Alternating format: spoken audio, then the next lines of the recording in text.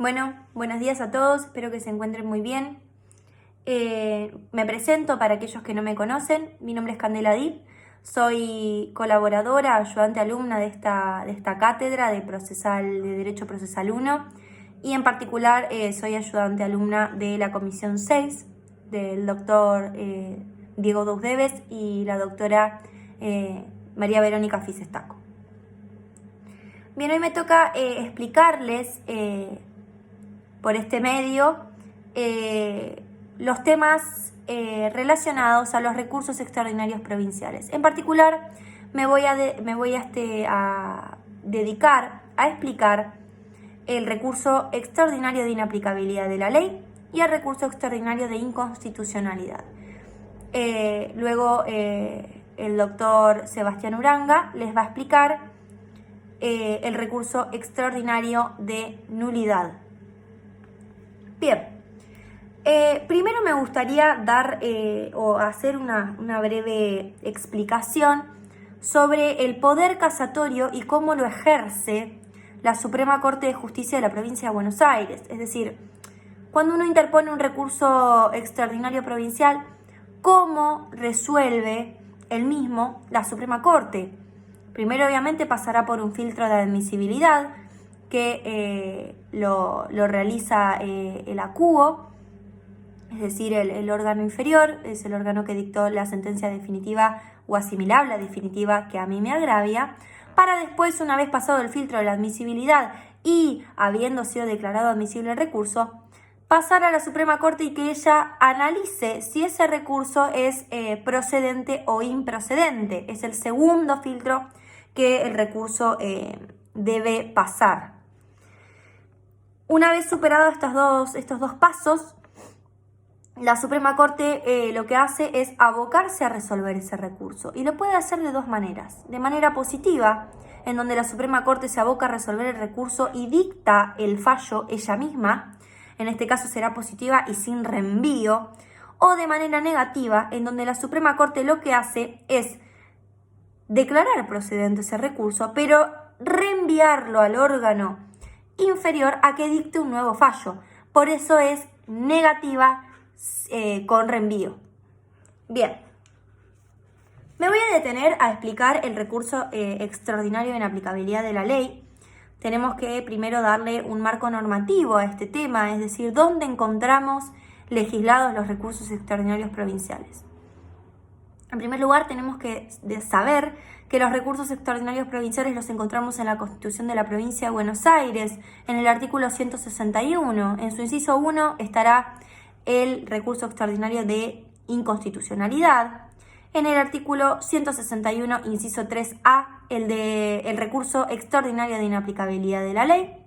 Y en el inciso 3B del mismo artículo encontraremos el recurso extraordinario de nulidad. Bien.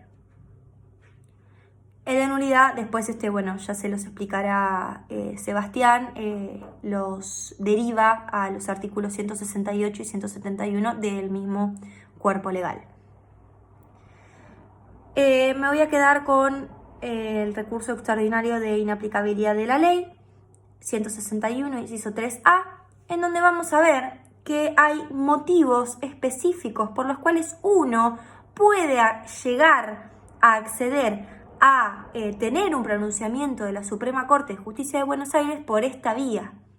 Los motivos son la violación u errónea aplicación de la ley o de la doctrina legal. Y acá me quiero frenar porque si bien lo van a encontrar así, la cátedra nosotros entendemos que no es violación o errónea aplicación de la doctrina legal, puesto que ha quedado claro que la doctrina legal no es obligatoria, porque si lo fuera estaría violando la independencia de los jueces e imponiéndoles una idea o una doctrina que tranquilamente los jueces, al ser independientes, pueden discrepar.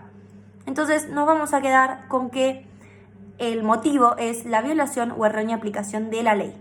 Ley en sentido amplio, partimos de la Constitución Nacional y el bloque de constitucionalidad integrado por la Constitución Nacional y los tratados internacionales de derechos humanos en el 75, inciso 22, pasando por leyes provinciales, pasando por leyes nacionales, pasando por reglamentos, ordenanzas, decretos. Entonces vemos que el abanico del juez a la hora de fallar y de subsumir el hecho en el derecho es muy amplio. Por ende, es interesante que esta distinción y que esto sea remarcado, porque nos va a permitir hacer una diferencia muy importante con el recurso de extraordinario de inconstitucionalidad, que luego lo marcaré en detalle. Bien, les decía, violación o errónea aplicación de una ley. Ahora, ¿cómo podemos desglosar esto? Digo, ¿en qué momento hay violación y en qué momento hay errónea aplicación de la ley?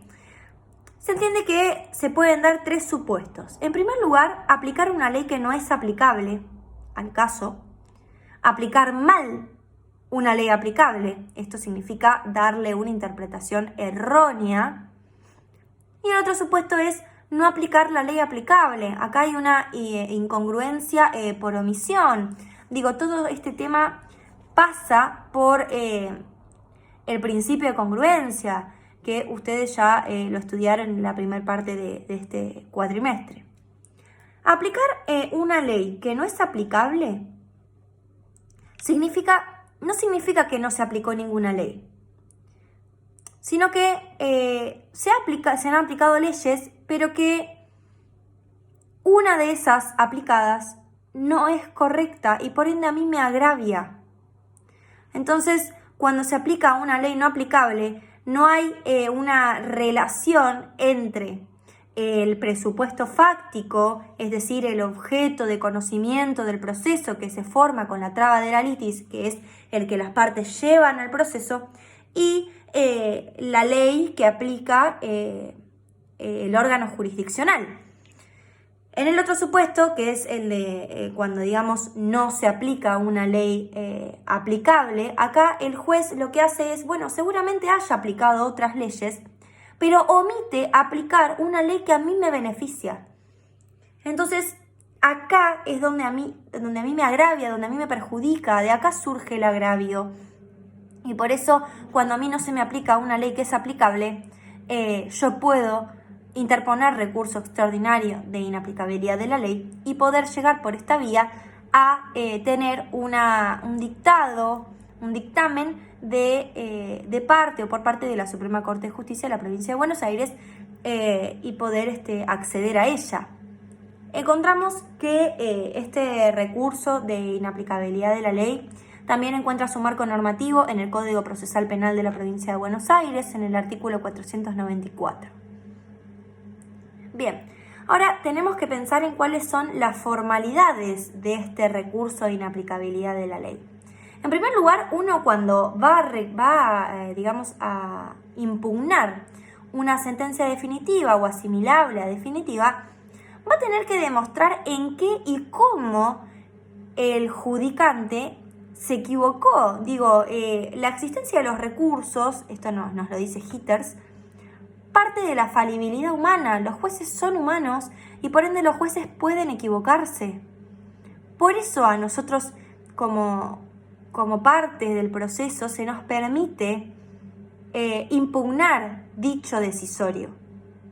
Entonces yo tendré que demostrar en qué y cómo se equivocó el judicante acuo. Por otro lado, la Suprema Corte sostiene que para que haya suficiencia, la suficiencia es un término muy utilizado por Hitters, capaz no compartido por otros doctrinarios, pero yo el tema lo estoy dando de Hitters, del libro Técnica de los Recursos Extraordinarios y de la Casación, que, bueno, obviamente se los recomiendo.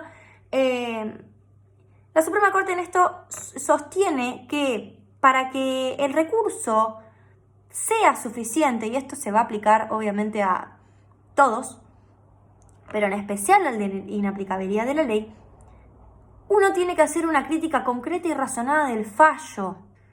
Es decir, tiene que ir al fundamento, a la subsunción del hecho en el derecho y decir por qué se aplicó mal la ley aplicable, por qué no se aplicó la ley aplicable y por qué se aplicó una ley que no es aplicable.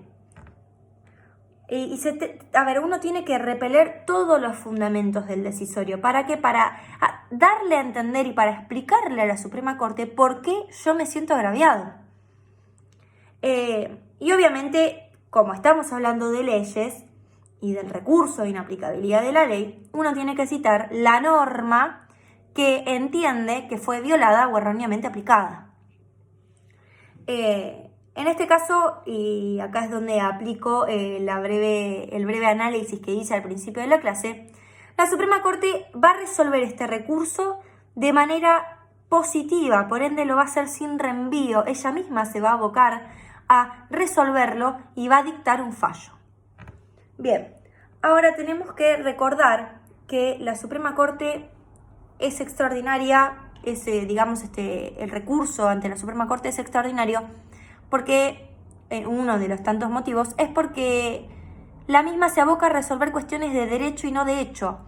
Pero la excepción que encontramos en este punto, y sobre todo se aplica al recurso extraordinario de inaplicabilidad de ley, es la excepción que nos brinda la cuestión de la arbitrariedad. Sobre todo la arbitrariedad de hecho que viene o deviene en los casos de absurdo valorativo. Esto lo van a encontrar en el Código Procesal Penal de la Provincia de Buenos Aires, en el artículo 210, y en el Código Procesal Civil y Comercial de la provincia, en el artículo 384. Lo que se entiende es que la Corte va a poder abocarse, la Suprema Corte va a poder abocarse a resolver cuestiones de hecho cuando uno impugne el decisorio de la CUO por ser violatorio a alguno de estos artículos, en donde no han tenido en cuenta las reglas de la sana crítica. Esto ya se vio en su momento cuando se habló de los sistemas de valoración de la prueba. Obviamente que en el caso de lo penal quedan exceptuados los jurados porque no valoran a través de la sana crítica, sino que por la íntima convicción. Bien, para no explayarme de más, debo también decirles que en cuanto a requisitos particulares del recurso extraordinario de inaplicabilidad de ley, tenemos que diferenciar en los casos o procesos penales y no penales. En los procesos penales, el Código Procesal Penal establece que para uno poder interponer un recurso extraordinario de inaplicabilidad de ley, el imputado tiene que haber sido condenado a una pena de 10 años de reclusión o prisión. Es decir, que si nuestro defendido, por ejemplo, fue condenado a 9 años y 11 meses, no podrá impugnar ese decisorio por esta vía. En los procesos no penales, por ejemplo en lo civil, se solicita que el monto del agravio y no de la demanda del agravio sea de 500 ius más un 10% de ese monto, es decir, de los 500 ius, como depósito, en caso de que obviamente el recurso no sea favorable para el recurrente. Bien, todo esto obviamente lo van a poder ampliar con Hitters, es muy claro y da un montón de ejemplos y que hace unas críticas por demás interesantes. Bien, me aboco ahora a explicarles el recurso de extraordinario de inconstitucionalidad. Es un recurso que se encuentra legislado también en la Constitución provincial, ya les dije, en ese 161 inciso primero. Ahora, ese 161 inciso primero habla de una jurisdicción originaria, y una jurisdicción de apelación. Cuando hablamos de jurisdicción de apelación, hacemos referencia o hace referencia al recurso extraordinario de inconstitucionalidad. Pero cuando habla de que la Suprema Corte entenderá en cuestiones de inconstitucionalidad de manera originaria, por jurisdicción originaria, no es que la Suprema Corte entiende de oficio, sino que entenderá a través de la demanda de inconstitucionalidad. Esto es importante para no confundir y para que no se entienda con la lectura de ese artículo que la Suprema Corte de Justicia de la Provincia de Buenos Aires puede declarar inconstitucional una ley contraria a la Constitución de la provincia de oficio. Eso no es una función o una atribución de este órgano jurisdiccional. Bien. El recurso extraordinario de inconstitucionalidad, digamos, con esto se busca imponer la supremacía de la Constitución provincial, y acá es donde yo me tengo que detener, y es la gran diferencia y un error que es válido cometer, pero que por eso hay que aclararlo. Esta es la diferencia con el recurso extraordinario de inaplicabilidad de la ley. Acá lo que se busca es que, como la última intérprete de la Constitución de la provincia de Buenos Aires es la Suprema Corte de Justicia de la provincia de Buenos Aires, entonces se va a buscar que la misma tenga supremacía por sobre las leyes, decretos, ordenanzas, reglamentos provinciales. Es decir, si yo quiero impugnar un decisorio porque observo que hay una inconstitucionalidad, pero referida a la Constitución Nacional, yo no voy a ir por esta vía. Es decir, yo no voy a impugnarlo y voy a interponer recurso extraordinario de inconstitucionalidad, sino que interponer recurso extraordinario de inaplicabilidad de la ley, porque recordemos que ley es en sentido amplio y partimos desde la Constitución Nacional, pasando por los tratados internacionales, leyes, decretos, ordenanzas, reglamentos, etc. Entonces, queda claro que cuando yo observe una violación o errónea aplicación de una ley que contraría a la Constitución Nacional, no voy a ir por recurso extraordinario de inconstitucionalidad provincial, porque vela por la supremacía de la Constitución provincial y no de la nacional. Esto es importante porque después, si interponemos bien el recurso, podremos llegar, en el supuesto caso que se dé la posibilidad, a interponer un recurso extraordinario federal ante Corte Suprema de Justicia de la Nación. Bien, esto lo remarco porque es muy importante. Bien, como les decía, a través de este recurso se busca imponer la supremacía de la Constitución de la provincia de Buenos Aires respecto de leyes, decretos, ordenanzas, reglamentos provinciales que puedan encontrarse en pugna con la Carta Magna Provincial. El marco legal de este recurso, y en estos hitters es muy claro al respecto, es el artículo 57 de la Constitución de la provincia de Buenos Aires.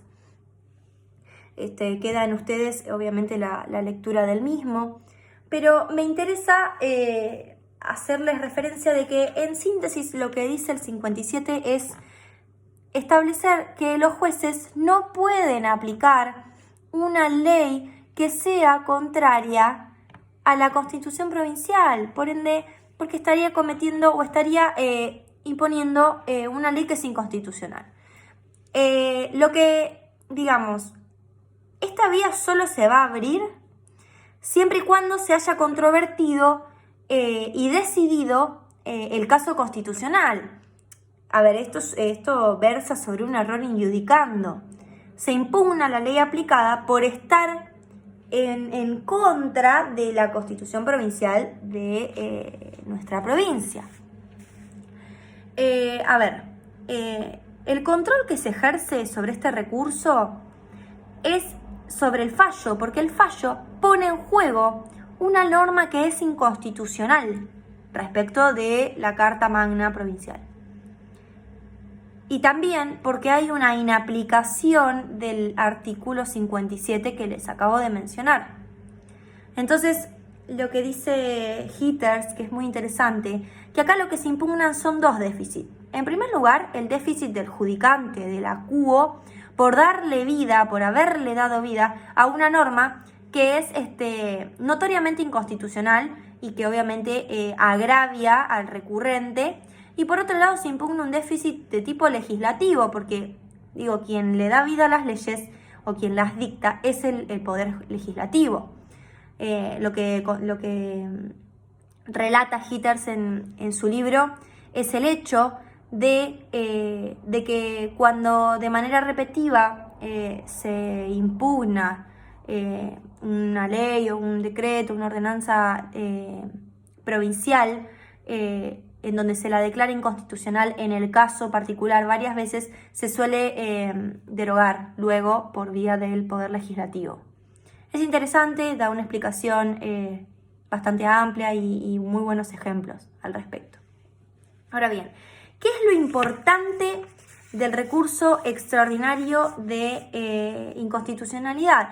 En primer lugar, es absolutamente indispensable que se haga una reserva, es decir, en el primer momento en que uno advierte que de manera probable se pueda llegar a aplicar una norma contrariando a la Constitución provincial, uno tiene que dar aviso al órgano jurisdiccional interviniente para que el mismo decida sobre esa cuestión. Es decir, señor juez, yo advierto que si usted aplica dicha norma es inconstitucional y se encuentra y contraría a la Constitución provincial de Buenos Aires, y por ende yo hago reserva de que voy a recurrir y voy a usar la vía impugnativa del recurso extraordinario de inconstitucionalidad para llegar a la Suprema Corte, quien es la última intérprete de la Constitución provincial, y vele por la supremacía de dicha Constitución provincial.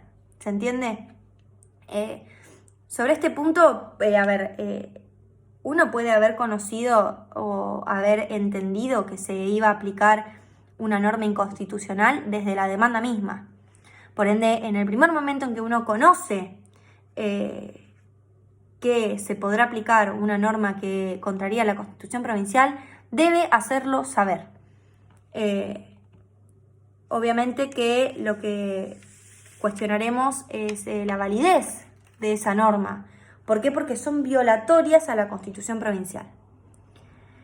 Bien, es interesante que obviamente, este planteo de la inconstitucionalidad debe ser mantenido en todas las instancias hasta luego llegar, en el caso de que se llegue, a Suprema Corte. Por otro lado, en el caso de que la Suprema Corte entienda procedente este recurso, resolverá que dicha norma es contraria a la Carta Magna Provincial y que por ende no se deberá utilizar en ese pleito. El efecto es dentro del pleito. Esto es importante también a los fines de no confundirnos, que siempre el pedido de inconstitucionalidad, ya sea a través de la apelación o de manera originaria, es a pedido de parte, y se dicta la inconstitucionalidad en la aplicación de la norma en ese caso en concreto. Si es procedente, será sin reenvío.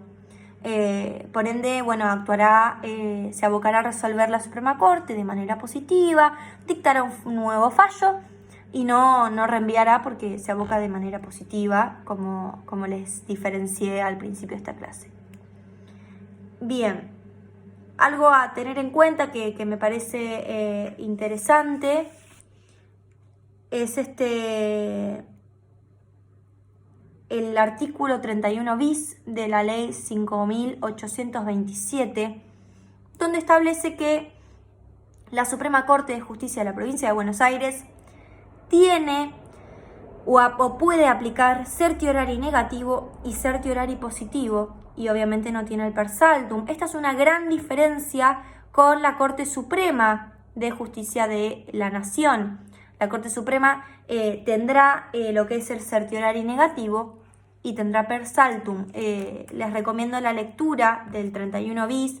En el primer párrafo encuentran lo que es el certiorari negativo. En el segundo párrafo hace una referencia a la queja. Y en el tercer párrafo encuentran esta posibilidad o esta facultad de ejercer un certiorari positivo por parte de la Suprema Corte. Sobre todo los certiorari se usan en los casos en que yo les comenté del recurso de inaplicabilidad de ley, cuando los requisitos no nos alcanzan, es decir, cuando no tenemos como piso mínimo o límite mínimo los 10 años de prisión o reclusión, o el monto del agravio no es de 500 ius y por ende no tenemos el 10% del depósito. Bueno, espero haber sido clara. Obviamente que estoy a su entera disposición para cualquier tipo de consulta. Y espero que les haya gustado. Es un tema muy interesante y les recomiendo su estudio de el libro de Heathers. Muchas gracias.